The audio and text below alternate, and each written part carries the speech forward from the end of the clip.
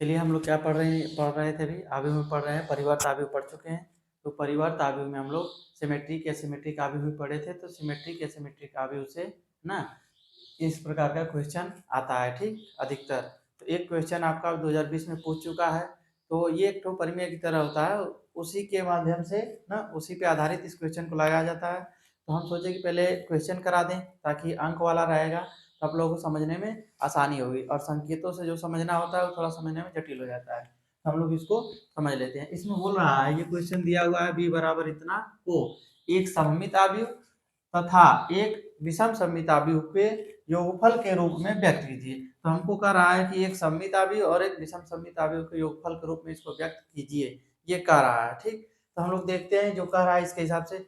सममित आव्यूह का मतलब क्या होता है कि अगर कोई आव्यूह दिया हुआ हो उसका परिवर्तन निकालें, वो स्वयं आव्यूह वही प्राप्त हो जाए। अगर ए आव्यूह है तो ए का परिवर्तन ए ही आ जाए, तो हम बोलेंगे कि ये सममित है। अगर आव्यूह ए को उसका परिवर्तन निकाला जाए, ट्रांसपोज किया जाए, तो माइनस ए आ जाए, तो उसको बोलते हैं कि वो उसका एक विषम सममित आव्यूह है, ठीक, यही होता है। तो इसके हिसाब से हमको लिखना चाहिए कि जो बी है इसको दिखा देना है p प्लस क्यू, ठीक, या p plus Q equal to p जो रहेगा हम मान लेंगे क्या है, एक सममित आव्यूह, और q जो है वो एक विषम सममित आव्यूह। तो हमको संकेतों के द्वारा देखना है, ठीक ना। अब b सममित है नहीं है तो पता ही नहीं, लेकिन उसके योगफल के रूप में कह रहा है, तो उसको हमें क्या करना है, बनाना है, ठीक ना। तो हमें देखना है क्या चीज, पहले बी दिया हुआ है तो हम बी को अब नहीं लिख रहे हैं, अब बी डैश डायरेक्ट लिख रहे हैं, क्योंकि हमको बी डैश का जरूरत पड़ेगा, ठीक। इसको बनाया जाता है, जो भी आव्यूह दिया हो उसको हमको सममित और विषम सममित बनाना पड़ेगा, ठीक है। कैसे बनता है पहले उसको देख लीजिए, फिर हमारा सिद्ध हो जाएगा। इसको बी डैश करेंगे तो क्या हो जाएगा, बी डैश। बी डैश का मतलब क्या होता है, पंक्ति को स्तंभ कर दीजिए ना। तो 2 -2 -4 -1 -3 1, हाँ 4 है जी, 4 4, फिर 1 -2 -3, ठीक है, यही होगा ना इसका परिवर्त अवयव। ये हमारा बन गया। अब हमको क्या करना है, पहले p को देख लेते हैं, पहले सममित बना लेते हैं, फिर असममित बनाएंगे, और असममित का मतलब विषम सममित बनाएंगे, ठीक। तो चलिए पहले हम लोग p बना लेते हैं, मान लेते हैं p बराबर, ठीक, p बराबर 1/2 a प्लस ए डैश होता है, क्या चीज, a प्लस ए डैश होता है, तो यहाँ पे b है तो हम इसको लिख देंगे b डैश, ठीक ना। ये हमारा जो रहेगा, पहले इसको p निकालेंगे, जब माने हैं कि p सममित आव्यूह है, तो p को हम लोग यहाँ पे दिखाएंगे कि p क्या है, सममित आव्यूह है, ठीक। उसके बाद q को भी इसी तरह मानेंगे और q को भी दिखाएंगे कि वो विषम सममित है। जब दोनों को दिखा लेंगे तब उसका योगफल करेंगे, तब हमको b प्राप्त हो जाएगा, ठीक है। तो चलिए यहाँ पे अब क्या आया, b प्लस बी डैश है, तो हमको यहाँ से निकाल लेते हैं b plus B dash, b plus B dash. चलिए b प्लस बी डैश भी निकाल के रख ले। चलिए तो b कितना है, 2 -2 -4 -1 3 4 1 -2 -3, ये दिया हुआ है, प्लस बी डैश क्या आया, 2 -2 -4 1 -3 और 4 1 -2 -3। क्वेश्चन देखते रहिएगा, हो सकता लिखने में अगर गलती हो तो, ठीक है। यहाँ इसका क्या आ जाएगा योगफल जी, 2 कितना आएगा, 4 -2 -1 -3 -4 -1 3, ठीक, हाँ -3 ये भी हो जाएगा। चलिए -1 -2 करेंगे, -3, फिर 3 करेंगे 0, जोड़ रहे हैं ना, जोड़ रहे हैं, ठीक। 4 4 प्लस 2 करेंगे तो -2 हो जाएगा, कितना हो जाएगा 2। इसी तरह 1 -4 करेंगे तो -3, -2 -4 करेंगे तो कितना आएगा 2, हाँ ठीक। फिर -3 और इतना करेंगे, -3 तो कितना आ जाएगा 0, नहीं, -3 3 6 आ जाएगा, गलती हो रहा है, -3 6 आ रहा है, ठीक है ना। देख लीजिए सही से, इसमें कोई दिक्कत ना होना चाहिए, ठीक ना। चलिए हम लोग देखेंगे, देखिए एक पहचान होती है, जब भी सममित आव्यूह और विषम सममित आव्यूह होता है तो उसमें एक चीज पहचानना बहुत जरूरी होता है, ये आप लोगों को शायद नहीं पता होगा, पता होगा तो फिर भी जान लीजिए, ठीक ना। ये बता रहे हैं, इसको आप लोग नोटिस कीजिएगा, आव्यूह को देखते ही बता देंगे कि वो सममित है या नहीं सममित है, ठीक। हमेशा देखिएगा इसके मुख्य विकर्ण को, ठीक, मुख्य विकर्ण के ऊपर और नीचे, तो मुख्य विकर्ण के ऊपर वो क्या बोलते हैं, ऊपरी त्रिभुजी, और नीचे वाले विकर्ण को निम्नी त्रिभुजी बोलते हैं। ये दोनों मान बराबर होते हैं, सेम होते हैं। देखिए ऊपर -3 2, नीचे -3 2 है ना, तो ये कैसा अवयव है, ये सममित अवयव है। ठीक है, इसी को हमको परिवर्तन करके दिखाना है, पहले ही जान जाएंगे तो अच्छा रहेगा। फिर विषम सममित जो होता है उसमें भी आप लोग देखेंगे तो मुख्य विकर्ण 0 होता है। क्या होता है, मुख्य विकर्ण 0 होता है। ठीक, तो चलिए हम लोग इसको देखते हैं। तो अब हमारा b का मान निकल गया, b माइनस भी निकाल लेते हैं। चलिए इसको भी निकाल लेते हैं क्योंकि विषम सममित के लिए इसका भी जरूरत पड़ेगा, लेकिन बारी बारी से निकालें, चलो जगह की कमी पड़ जाएगी। चलिए पहले इसको सिद्ध कर दें कि p जो है ये क्या आ रहा है, सममित अवयव है। तो p को हम लोग पहले निकालेंगे 1/2, b प्लस बी डैश का डायरेक्ट मान निकाल दिए हैं हम, कितना है 4 -3 -3 0 -3 2 2 -6। ठीक है, कितना दिया हुआ है। अब 1/2 का अंदर गुणा कर देंगे, क्या कर देंगे, गुणा कर देते हैं। ठीक है, तो चलिए -2 का अंदर गुणा कर देते हैं। यहाँ पे कितना होगा, 4/2 करेंगे तो 2 हो जाएगा, 3/2 करेंगे -3/2 हो जाएगा, -3/2 हो जाएगा। फिर यहाँ पे -3/2 हो जाएगा, 0 में करेंगे तो वही रहेगा, 2/2 करेंगे तो यहाँ पे 1 हो जाएगा, यहाँ पे -3/2 हो जाएगा, यहाँ पे 1 हो जाएगा, यहाँ पे कितना होगा -2।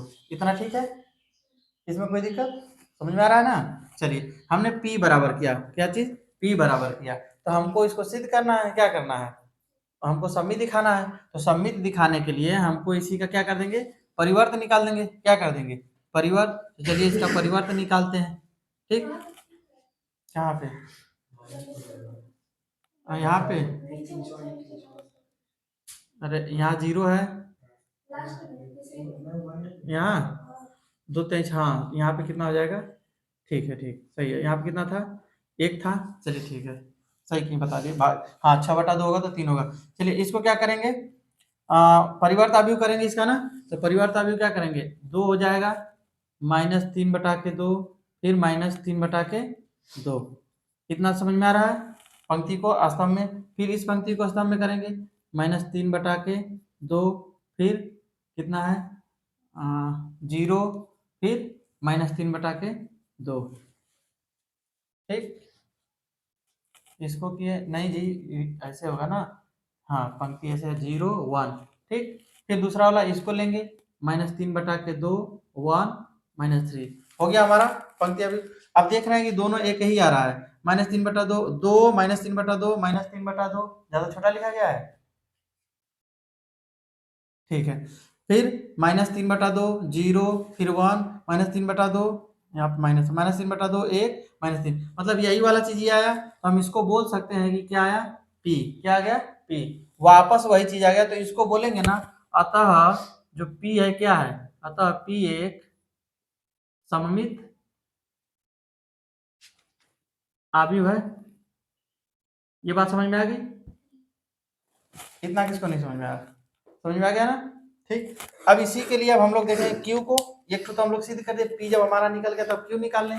क्यू को देखा दे कि वो विषम सममित है। कहाँ गया जी इसको पूछने वाला, थोड़ा दो तो।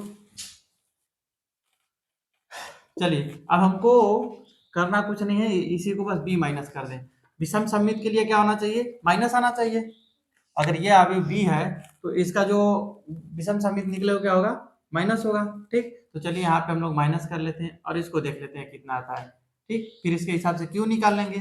क्यू बराबर जो होता है यहाँ पे लिख लेते हैं, क्यू बराबर जो होगा 1/2 बी माइनस बी डैश होता है। क्या होता है, बी माइनस बी डैश। ये हम लोग बना रहे हैं, ये हम लोग, ये सममित है कि नहीं है तो देखने में तो नहीं लग रहा है कि है, लेकिन हम लोग क्या कर रहे हैं, इसको सममित बना रहे हैं। ठीक, सममित बनाएंगे, विषम सममित बनाएंगे। 2 में से 2 घटाएं कितना आएगा, 0।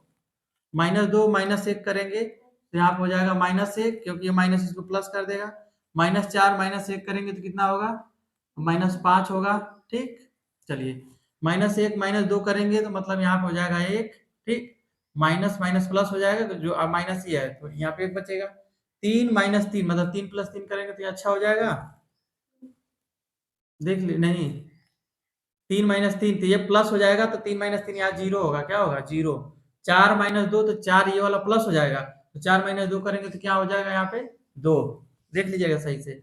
1 -4 तो माइनस में प्लस हो जाएगा, तो 4 कितना हो जाएगा 5।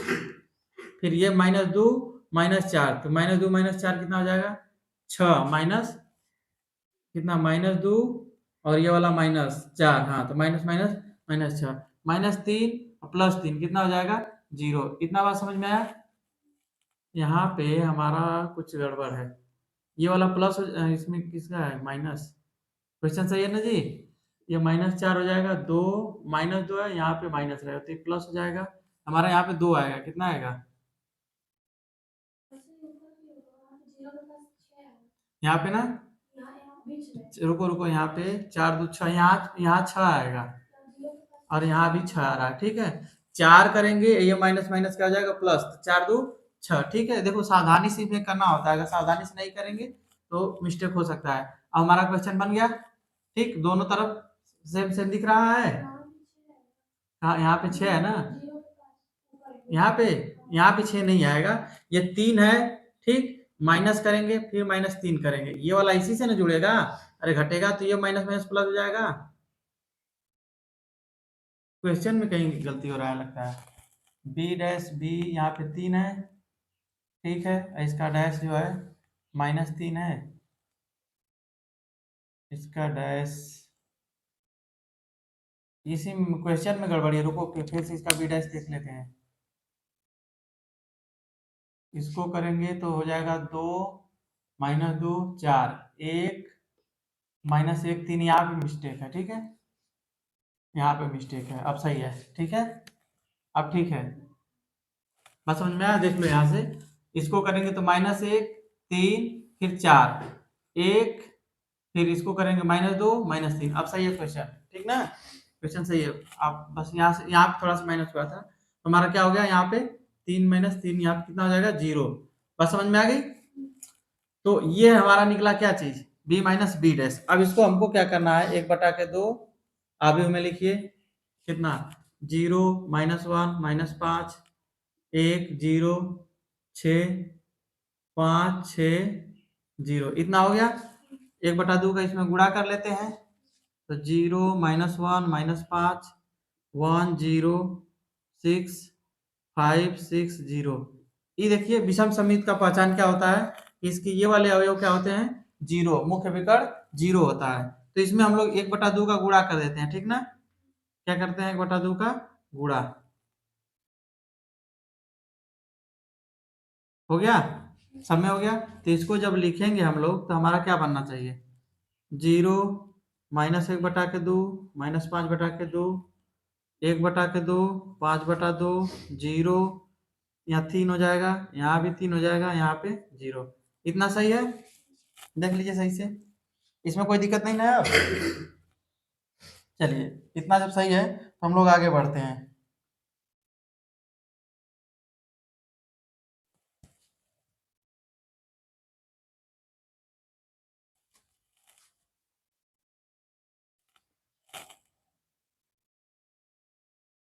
यहाँ पे माइनस प्लस का ध्यान नहीं दे रहे हैं आप लोग ना, यहाँ पे -6 रहेगा तो यहाँ पे हमारा आ जाएगा -3, ठीक है। अब इसका हम लोग क्या करेंगे, परिवर्त क्या निकालेंगे, परिवर्त क्यू डैश बराबर जब करेंगे तो ये क्या हो जाएगा बताइए, जब क्यू डैश करेंगे तो सब बदल जाएगा, 0 -1/2 -1/2 -5/2, ये हो गया। फिर दूसरा 1/2 0, फिर 5/2, फिर हो जाएगा हमारा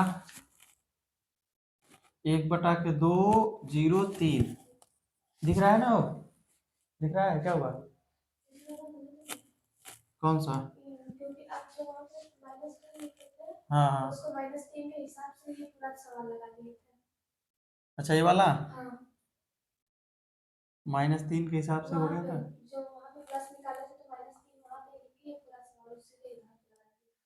अच्छा तो यहाँ पे कितना आया था,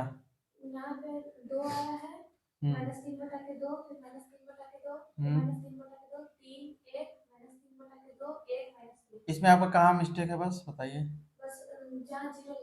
वहाँ कितना आना चाहिए, यहाँ पे 3, चलिए तो कर दे रहे हैं तो ज़्यादा बड़ी बात नहीं है, जितना लिखे थे कहे तो उसी के हिसाब से कर दें इसको। यहाँ पे, यहाँ पे, हाँ 6, यहाँ पे जब भाग देंगे तो यहाँ पे 3 हो जाएगा। अब सही है, यहाँ पे कितना आ जाएगा 3। अब ठीक है, चलिए ये वाला सही है ना आपका। चलिए यहाँ कितना आ रहा है 3, ठीक है, परिवर्त कर रहे हैं 3। फिर अगला वाला करेंगे क्या चीज, इसको भी चेंज करेंगे तो हो जाएगा आपका 5/2। मार्कर चेंज करे भाई, ये वाला आपका हो जाएगा 5/2, फिर -3, फिर कितना है 0। ये वाला सही है। अब हम लोग इसको निकाल दिए तो ये वाला चीज हम देख रहे हैं क्या प्राप्त हुआ, क्यू प्राप्त हुआ। क्या प्राप्त हुआ, ये वाला सेम टू सेम वापस वही आ गया। देखिए बस इसमें दिक्कत क्या है, यहाँ पे बस ये माइनस है तो इसको हम लिख देंगे माइनस, बस समझ में।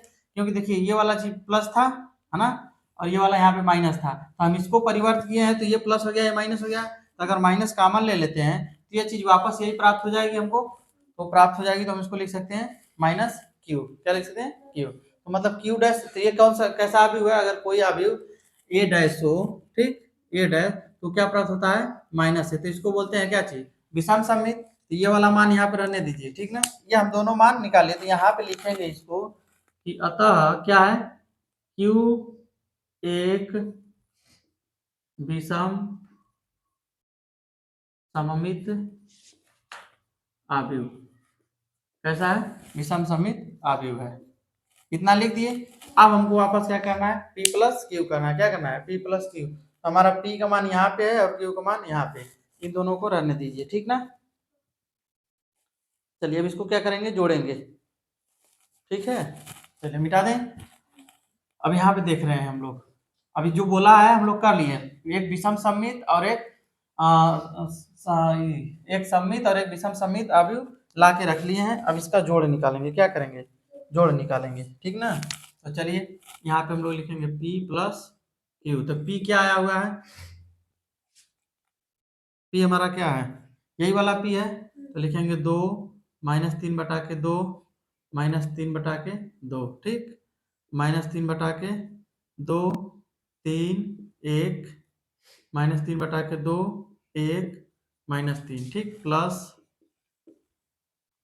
अगला ये वाला है कितना है 0 0 1/2 5/2, ये नहीं तो ये वाला नहीं, ये वाला लिखेंगे ना जी, ये तो क्यू डैश है, क्यू वाला लिखना 0 1 -1/2 -5/2, ठीक, 1/2 0 3 फिर 5/2 फिर -3 0, ठीक है। सबको जोड़ देंगे, सबको क्या करेंगे, जोड़ देंगे। तो चलिए जोड़ देते हैं। दिख रहा है यहाँ तक, हो कोने तक देखिए तो 2 + 0 करेंगे कितना होगा 2, -3/2 -1/2, इसको जोड़ेंगे तो लिखेंगे -3/2 और -1/2, इसको लिख लेते हैं। फिर -3/2 -5/2, ठीक। अगली लाइन में -3 और यहाँ पे क्या है 3/2 और +1/2, ठीक। फिर है 3 + 0 फिर 1 + 3। अगली लाइन हम लोग इसीलिए गलती करते हैं कि साठ साठ अपनाने लगते हैं, मिस्टेक हो जाता है, अब नहीं होगा, ठीक। 3/2 + 5/2, ठीक, 1 प्लस करेंगे तो -3 हो जाएगा, फिर -3, ठीक है, ठीक, -3 + 0 करेंगे। अब पूरा लिख दिया हम लोग। अब इसको जोड़ के देख लेते हैं आया कि नहीं आया। अब यहाँ पे करिए 2 इधर अबे करेगा, ये जो है माइनस माइनस कितना हो जाएगा, इस माइनस के यहाँ प्लस करके यहाँ कर लीजिए, तो -3 -4 हो जाएगा, तो -4/2 करेंगे तो कितना आएगा -2, ये हो जाएगा। इसको भी इसी तरह कर लीजिए, तो -5 -3 -8 -8/2 -4 आएगा, पहली लाइन हो गई। दूसरी -3 है, ये +1 है, तो 2 हो जाएगा, 2/2 हर बराबर है ना, भिन्न जोड़ने आता है, हर बराबर है, तो ये कितना हो जाएगा 2, 2/2 का मतलब -1, 3 + 0 का मतलब 3, 1 + 3 का मतलब 4, यहाँ पे 5 में ले 3 जाएगा, 2 बचेगा, 2/2 मतलब 1, 3 - 1 -2, फिर ये वाला -3। क्या हमारा b के बराबर इसका मान आया है, ये वाला b हुआ है, यही हमको क्या करना था, सिद्ध करना था। बात समझ में आई। हम लोग यहाँ पे थोड़ा सा इसको जब जोड़ रहे थे ए प्लस बी, तो वहाँ पे मिस्टेक हुआ था, तो उसको फिर हमने यहाँ पे 3 कर दिया, ठीक है। उसको दोबारा आप लोग कर लीजिएगा, ठीक। लेकिन मेन नियम जो होता है, हम नियम समझाने पे ध्यान दे रहे हैं, मतलब नियम यही रहेगा। बात समझ में आई?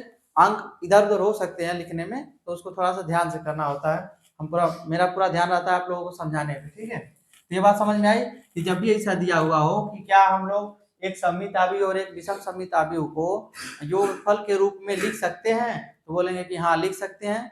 उसका मान अद्वितीय होता है, वही मान प्राप्त हो जाता है, जिस जिस आव्यूह को लेके चलेंगे वही प्राप्त हो जाता है। बात समझ में आई? इसको मिटा दें, सेम टू सेम आ गया। चलिए ठीक है, आगे देखिए। इसमें इसका जो मेन नियम होता है उसको हम अभी बता देते हैं आप लोगों को। उसमें आप लोगों को यही दिया रहेगा कि सिद्ध कीजिए कि एक सममित आव्यूह तथा एक विषम सममित आव्यूह का योगफल ना को योगफल के रूप में व्यक्त कीजिए। उसमें यही लिखा रहता है, तो व्यक्त किया जा सकता है, उसको हम लोग सिद्ध कर लेंगे। तो इसमें संकेत के रूप में करके दिखा दे रहे हैं आप लोगों को, ठीक है। इसमें हम लोग किए हैं, अगर कोई आव्यूह ए रहे, हम लिख नहीं रहे हैं, ठीक ना, हम लिख नहीं रहे, उसमें नियम बस एक चीज रहता है कि प्रत्येक आव्यूह का देता है, प्रत्येक वर्ग आव्यूह के लिए ये नियम चलता है, ठीक है। प्रत्येक वर्ग आव्यूह के लिए अगर हम लोग कोई एक आव्यूह ले लें, क्या ले लें, एक आव्यूह ए ले लें, ठीक। इसके बारे में हमको कह रहा है, प्रत्येक वर्ग आव्यूह के बारे में कह रहा है, तो कह रहा है इसमें हम लोग एक सममित और एक विषम सममित आव्यूह के को जोड़ योगफल के रूप में लिख सकते हैं या नहीं लिख सकते हैं, वही हम लोग को करना है। तो एक आव्यूह ले लिए, इसमें हम एक पी ले लिए और एक तो क्यू, ठीक। ये हमारा रहेगा एक सममित और एक विषम सममित। तो हमको P बराबर क्या लेंगे, जैसे कि अभी सिद्ध किए हैं, A प्लस क्या हो जाएगा A डैश, और Q बराबर ले लेंगे तो क्या हो जाएगा 1/2 A माइनस A डैश। इन्हीं दोनों का हमको क्या दिखाना है, योगफल, ठीक। तो हम इसको क्या करेंगे, अब इसको सममित दिखा देंगे। जब भी दिया रहेगा इस तरह का, प्रत्येक वर्ग आव्यूह के लिए ये नियम लागू है, ठीक है, प्रत्येक वर्ग आव्यूह के लिए। तो हम इसको करेंगे P डैश बराबर, क्या करेंगे P डैश बराबर, तो 1/2 होगा, 1/2 A प्लस A डैश, इसका डैश तो यह है, इसका डैश हो जाएगा। तो इसको कैसे लिख सकते हैं, 1/2 ए प्लस ए डैश का डैश हो जाएगा, ठीक। अब इसको क्या करेंगे 1/2, अब इस दोनों का डैश होगा ना, ये वाला नियम हम लोग पढ़े हैं, जब ए प्लस बी इस तरह का रहता है ना, क्या कहते हैं इस तरह, तो ए डैश प्लस बी डैश, हम योगफल में ये चीज आपको सिद्ध करा चुके हैं, ये वाला। तो इस नियम से हम लोग यहाँ पे कर सकते हैं ए डैश प्लस ए डैश का डैश, ये कर सकते हैं, क्योंकि हम लोग जानते हैं कि ए डैश का डैश क्या होता है, ए मतलब ए ट्रांसपोज का ट्रांसपोज ए प्राप्त होता है। तो हम लोग इसको 1/2 ए, ये तो ए डैश रहेगा प्लस ये तुरंत ए हो जाएगा। इतना समझ में आ रहा है ना? जब ये वापस वही हो जा रहा है, तो हम लोग यहाँ पे कर सकते हैं 1/2 ए प्लस ए डैश। क्या हम जितना पी लेके चले थे वही पी हमको प्राप्त हो गया? तो ये एक सममित आव्यूह हुआ या नहीं हुआ? हुआ। यहाँ पे इस नियम, यहाँ पे जो प्रक्रिया हुई है, इसको बोलते हैं क्या चीज, क्रम विनिमय नियम से, ठीक है। क्रम विनिमय नियम पता है ना, 3+5 करिए चाहे 5+3 करिए, दोनों बराबर था। तो यहाँ पे हमने पी को क्या दिखा दिया, पी क्या है, इसके बराबर हम लोग लिख सकते हैं पी। तो यहाँ पे पी क्या है, पी एक सममित है, क्या है, सममित आव्यूह है। इतना बात समझ में आया? ये चीज हम लोग सिद्ध कर दिए, बस इतना आप लोगों को करना होगा, एग्जाम में सिद्ध करने के लिए दे देगा, तो उसमें यही चीज बोलेगा कि ये एक सममित और एक विषम सममित का योगफल संभव है कि नहीं है, हम लोग इसको इस तरह लिख के दिखा देंगे। चलिए ठीक है, यही नियम करके इसमें देखते हैं क्यू वाले में। क्यू को क्या दिखाना है, विषम सममित दिखाना है। चलिए क्यू को, चलिए विषम सममित दिखाइए। क्यू है तो क्यू को क्या करेंगे, क्यू का डैश ले लेंगे, 1/2 ए प्लस माइनस, यहाँ पे ए माइनस ए डैश का डैश, इसके डैश कर देंगे, ठीक। तो क्यू बराबर, क्यू डैश बराबर हो जाएगा 1/2, ये हो जाएगा ए माइनस ए डैश का डैश, ये भी हो जाएगा 1/2, क्या होगा ए डैश माइनस ए डैश का डैश, ठीक। इसको भी हम लोग उसी तरह से लिख देंगे, ए डैश माइनस ए, इसको लिख सकते हैं 1/2 ए माइनस ए डैश। ये इसका क्या हुआ, इसमें से अगर माइनस ले लेंगे, ये माइनस क्यों हुआ है? यहाँ से माइनस में तो क्रम नियम का पालन होता नहीं है, ठीक। माइनस में क्रम नियम का पालन नहीं होता है, ये हम लोग को पता है, ठीक है। सभी संख्याओं में नहीं हो पाता है। तो यहाँ पे हम लोग माइनस यहाँ पे ले लेंगे, क्या कर लेंगे, माइनस कॉमन ले लेंगे, तो वापस इस तरह का लिख सकते हैं, ठीक। तो लिख देंगे तो हमको क्या प्राप्त हुआ, माइनस क्यू प्राप्त हुआ। तो ये विषम समित अवयव होने का कंडीशन यही ना होता है कि कोई भी अवयव ये हो, उसका जब हम लोग परिवर्त निकालेंगे तो माइनस से आ जाएगा, तो विषम समित हो जाएगा। तो यहाँ पे लिखेंगे क्यू क्या है, क्यू एक विषम समित अवयव, कैसा है, विषम समित अवयव है। ये हो गया। अब हमको क्या करना है, दोनों को जोड़ देना है, क्या करना है, दोनों को जोड़ देना है। तो जोड़ देंगे तो हमको क्या प्राप्त होना चाहिए, वापस से ये होना चाहिए, क्या चीज, वापस से ये प्राप्त होना चाहिए, ठीक ना।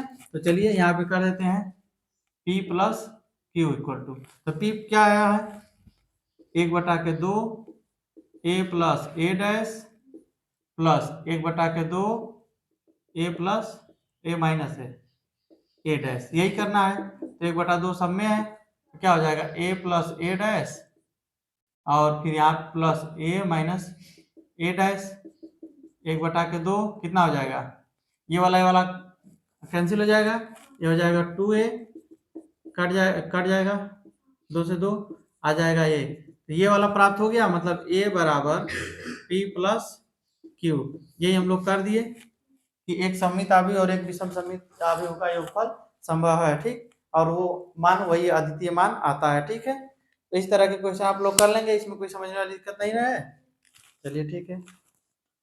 अगर क्वेश्चन से नहीं बताए होते, डायरेक्ट इसको बताते तो आप लोगों को शायद समझने में दिक्कत होती। जब क्वेश्चन को हल करके हम लोगों ने देखा तो वही वापस से वही अवयव प्राप्त हो रहा था, उसी पे आधारित, इस पे आधारित वो था, लेकिन उल्टा हम इसको किए हैं, ठीक है। चलिए मिटा देना, इसमें कोई दिक्कत नहीं ना हो रही है। चलिए अब हम लोग आगे पढ़ेंगे। अब अपने बुक का क्वेश्चन लगाइएगा, एक क्वेश्चन बता दिए हैं, बाकी जो नहीं आएगा आप लोग मैसेज कर दीजिएगा कमेंट में, आगे हम क्वेश्चन लगवा देंगे, ठीक है।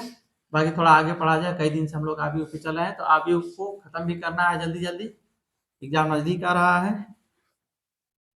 अगला है आप लोगों का वर्ग आव्यूह का सारणिक, क्या चीज, वर्ग आव्यूह का सारणिक, वर्ग आव्यूह का सारणिक, ठीक है। डिटर्मिनेंट ऑफ स्क्वायर मैट्रिक्स, ठीक, इसको बोलते हैं सारणी को बोलते हैं डिटर्मिनेंट ऑफ मैट्रिक्स, ठीक ना। तो इसमें क्या होता है, कोई भी मान अगर हम लोग लिखते हैं आव्यूह में तो उसमें एक संख्यात्मक मान उसके साथ रहता है, ठीक है, उसके साथ एक संख्यात्मक मान आता है। इसको सारणी को दर्शाने के लिए हम लोग करते हैं डिटर्मिनेंट ए, इस तरह दर्शाते हैं या ऐसे दर्शाते हैं, ठीक। जब भी सारणिक होती है वो वर्ग आव्यूह की बात की जाती है, किस आव्यूह की, वर्ग आव्यूह की बात की जाती है। हमेशा सारणिक में वर्ग आव्यूह को उसको इस तरह करके लिखा जाता है।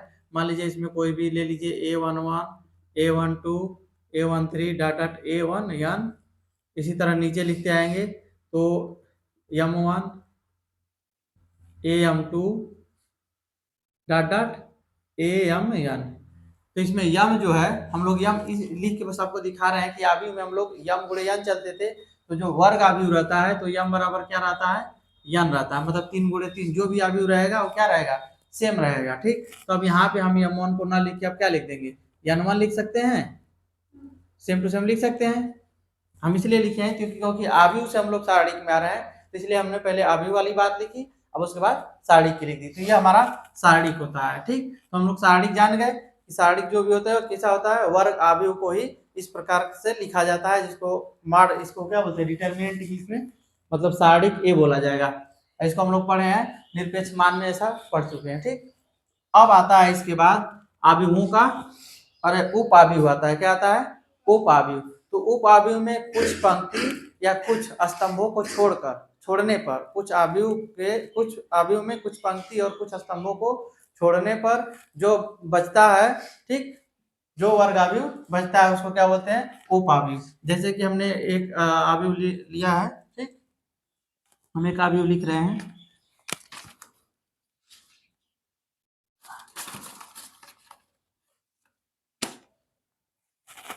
5 3 2 1 1 2 7 3 4। इसमें अगर हम कोई भी पंक्ति छोड़ लें, जैसे हम इसमें ले लिए 7, तो एक तो क्या हो गया, ये इसका इस आव्यूह का ये उप आव्यूह हो गया, इस आव्यूह का ये क्या हुआ, उप आव्यूह हुआ। ठीक, मतलब एक पंक्ति या तो कोई पंक्ति या स्तंभ छोड़ेंगे तो जो बचेगा हमारा वो क्या होगा, उप आव्यूह होगा, वो वर्ग आव्यूह में होगा। दूसरा क्या हो सकता है इसमें, एक एक इसमें बच सकता है आपका 5 3 2 7 3 4, बीच वाले को छोड़ रहे हैं तो ये वाला हमारा बच रहा है, ये भी अभी हमारा बन सकता है 1 2 3 4, ये भी हमारा, ये सब क्या हो रहा है, ये सब उसके उप आव्यूह हैं, उसी से बने हुए उसके उप आव्यूह बने हुए हैं। ठीक, इतना बात समझ में आया। चलिए आगे देखते हैं हम लोग इसमें। आगे आता है उपसारणिक। क्या आता है, उपसारणिक। उपसारणिक ये आप लोगों के लिए जरूरी है। उपसारणिक, उपसारणिक को बोलते हैं माइनर। क्या बोलते हैं, माइनर। ठीक, इसको यम से दर्शाते हैं। ठीक, जब हम लोग कोई पंक्ति और कोई स्तंभ को छोड़ते हैं, कोई पंक्ति या कोई स्तंभ छोड़ते हैं तो उसको छोड़ने के बाद जो उपावयव बचता है वही इसका क्या रहता है, सारणिक रहता है। ठीक, जैसे हम एक 2 × 2 का ले रहे हैं, इसको समझाने के लिए आपको 2 × 2 का ले रहे हैं। मान लीजिए कहाँ गया आपका, हाँ 4 - 7 दिया हुआ है और दिया है -3 2। ठीक, अब इसमें हम लोग इसको छोड़ रहे हैं, मतलब ए आई जे, इसको कैसे दर्शाते हैं, ए आई जे से न दर्शाते हैं, पहली पंक्ति पहला स्तंभ। तो हम पहली पंक्ति पहला स्तंभ अगर इसको ले रहे हैं तो जो बचेगा, इसको लेने के बाद हम इसको छोड़ देते हैं, ये वाली पंक्ति और ये वाले स्तंभ को छोड़ देते हैं, तो जो हमारा बचता है इसको बोलते हैं क्या चीज, उप आव्यूह। इसको लेने के बाद जो बच रहा है वो क्या हो गया, उप आव्यूह हुआ।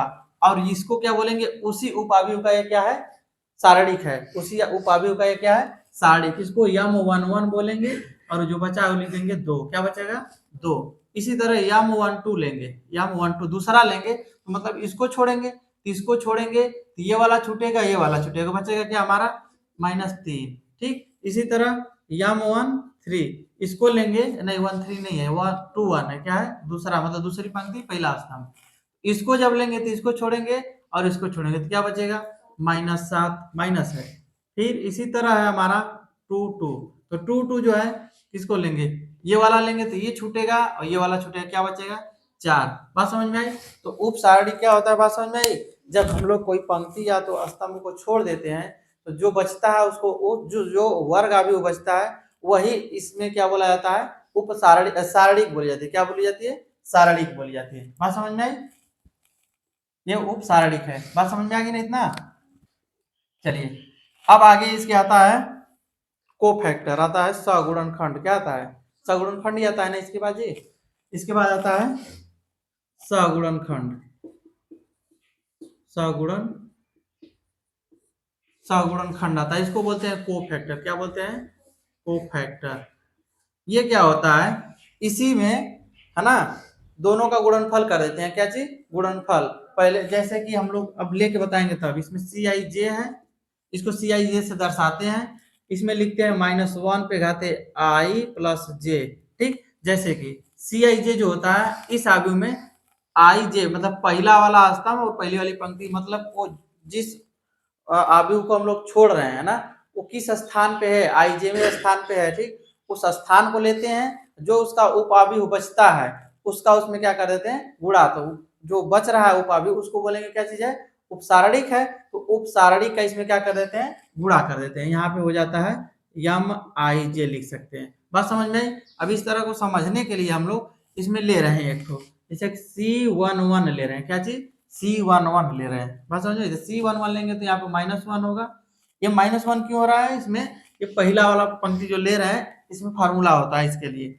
यहाँ पे करेंगे क्या चीज, 1 + 1 यम जो है यम यम आई जे तो यम 1 1 करेंगे। क्या करेंगे, यम 1 1। अभी हम यम 1 1 निकालें, क्या है 2। यहाँ पे -1 पे घात अगर 2 होगा तो क्या हो जाएगा, ये गुणे यहाँ पे 2 तो क्या हो जाएगा इसका 2। बात समझ में आई, ये चीज समझ में आ रहा है कि नहीं। ठीक, इसी तरह अगर हम दूसरा देखेंगे C12 करेंगे तो फिर -1 पे घात क्या होगा 1 + 2 और इंटू यम 1 2। ठीक, तो -1 पे घात 2 करेंगे तो -1 रहेगा, गुड़े M12 क्या है, M12 कितना आया है यहाँ पे -3, तो ये कितना हो जाएगा, हम जोड़ दे रहे हैं इसको, कितना हो जाएगा +3। बात समझ आई, मान बदल रहा है, तो इसको बोलते हैं उसके संगत क्या निकल रहा है, गुणनखंड। क्या निकल रहा है, गुणनखंड। इसी में आता है, इसी के जस्ट बाद आता है आपका एडजॉइंट ऑफ मैट्रिक्स, मतलब इसी का क्या कहते हैं, सखंडज आव्यूह। क्या बोलते हैं, सखंडज आव्यूह। तो सखंडज आव्यूह जो होता है, इसी तरह हमको सगुणनखंड निकाल के एक नया आव्यूह बनाया जाता है। ठीक है, एक नया आव्यूह बनाया जाता है, इसी को बोलते हैं सखंडज। नया आव्यूह बना के, जैसे C11, C12, C13, डाटा यहाँ पे लिख देते हैं C31, C32, C33, यहाँ एक ठोरी लिख ही देते हैं 22, 23। इस प्रकार का आव्यूह हमारा बनेगा CIJ का। ठीक, इसको, इसी का हम लोग एडजॉइंट ऑफ ए निकालते हैं। सखंडज का क्या बोलते हैं, एडजॉइंट ऑफ ए बोलते हैं ना, मतलब सखंडज जो होता है इसका एडजॉइंट ऑफ ए होता है, उसको ADJ ए से दर्शाते हैं। ठीक, ये जो होता है इसी CIJ का ट्रांसपोज हो जाता है। क्या होता है, ट्रांसपोज। इतना बात समझ में आया। इसी को हम लोग परिवर्त करके, ट्रांसपोज मतलब परिवर्तन है, परिवर्तन निकाल के तो हम लोग लिख देते हैं क्या है उसका, सखंडज। इतना बात समझ में आया। पहले हम लोग क्या पढ़े, उपावयव पढ़े, फिर उप सारणी पढ़े, फिर सगुणनखंड पढ़े, और सबको मिला के बना हमारा एडजॉइंट ऑफ ए। उसमें परिवर्त को भी मिला दिया गया, इन सबको मिला के हम लोग पढ़ दिए क्या चीज, एडजॉइंट ऑफ ए। बात समझ में आई। अभी हम लोग एक चीज छोड़े हुए हैं, उसको भी पढ़ लें, तब हम लोग कहाँ चलेंगे, व्युत्क्रम आव्यूह का। व्युत्क्रम आव्यूह में थोड़ा सा बता के छोड़ देंगे, अगले दिन पढ़ा जाएगा। ठीक, क्वेश्चन के साथ में। तो आज पहले इतना थोड़ा सा देख लिया जाए। चलिए, जब किसी भी चीज का अगर हमको कोई भी आव्यूह का अगर निकालना हो, इनवर्स, इनवर्स का मतलब व्युत्क्रम, तो उसको निकालने से पहले हम आव्यूह के अस्तित्व को चेक करते हैं। ठीक है, तो उसमें दो चीज आता है, एक अव्युत्क्रमणीय आता है, पहला होता है अव्युत्क्रमणीय, अव्युत्क्रमणीय। ठीक, आव्यूह छोड़िए, खाली अव्युत्क्रमणीय चेक कर लीजिए। तो इसको बोलते हैं सिंगुलर। क्या बोलते हैं, सिंगुलर। ठीक, सिंगुलर मैट्रिक्स। तो पहले अव्युत्क्रमणीय चेक करने के लिए कोई भी आव्यूह दिया रहेगा, ठीक, उस आव्यूह का गुणा करते हैं। क्या करते हैं, गुणा करते हैं, और उसको चेक करते हैं कि वो 0 हो रहा है या 0 नहीं हो रहा है। तो इसको चेक करने के लिए हम लोग डिटर्मिनेंट इज इक्वल टू 0, जब अगर 0 आ जाए, क्या आ जाए, 0 आ जाए, तो उसको बोलते हैं क्या चीज, क्या बोलते हैं, लिखे अव्युत्क्रमणीय। क्या बोलते हैं, अव्युत्क्रमणीय। ठीक ना। इसको चेक करने के लिए एक क्वेश्चन के हिसाब से हम लोग चेक कर ले रहे हैं।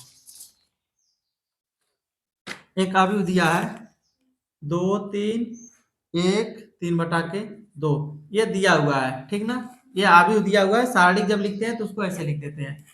इसको गुणा करते हैं कैसे, इसका गुणा इसमें करते हैं। हमने विस्तार करना बताया है नहीं, गुणा में नहीं जानते हैं तो अभी जान लीजिए। इसका गुणा इसमें होता है, मुख्य विकर्ण का, और इस मुख्य विकर्ण का, दोनों मुख्य विकर्ण का गुणा करके घटा दिया जाता है। ठीक, तो पहले इसका करते हैं, तो कितना होगा, 2 गुणे 3/2 माइनस 3, 1 गुणे 3। ठीक है, तो ये कट जाएगा, ये बचेगा 3 माइनस 3, ये कितना आया, 0।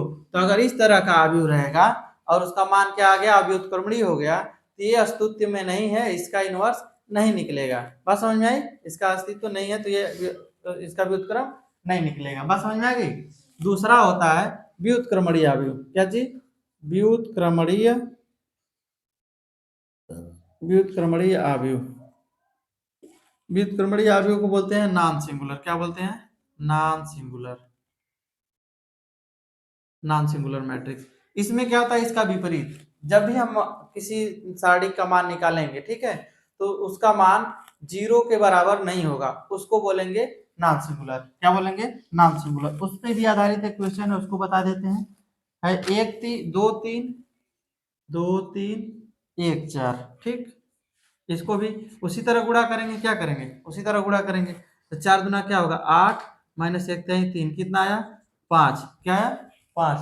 तो इसको बोलेंगे क्या चीज, ये 0 के बराबर है नहीं है, तो इसको बोलेंगे कि हमारा, यहाँ पे संकेत में लिख देते हैं कि ये व्युत्क्रमणीय है। जब व्युत्क्रमणीय हो गया तो हम लोग इसका मान निकाल सकते हैं, इनवर्स इससे निकाला जा सकता है। इतना बात सबको समझ में आ गया, किसी को कोई दिक्कत।